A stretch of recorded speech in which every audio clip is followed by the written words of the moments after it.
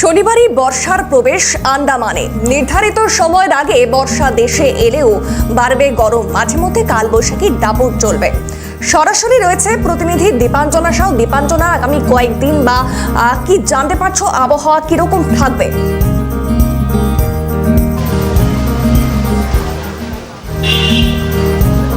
একেবারে অভিনন্দন, প্রথমেই তোমাকে সুপ্রভাত জানাই।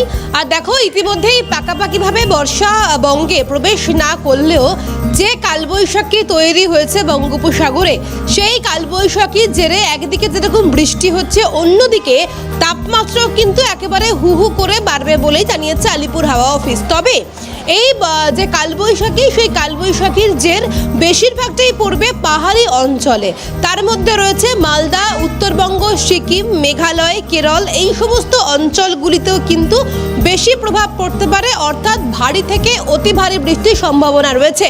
দার্জিলিং, জলপাইগুড়ি, কোচবিহার এই তিনটি জেলাকে হলুদ সতর্কতা জারি করা হয়েছে। তার পাশাপাশি 30 থেকে 40 কিলোমিটার বেগে ঝড় বইতে পারে বলে জানিয়েছে আলিপুর হাওয়া অফিস।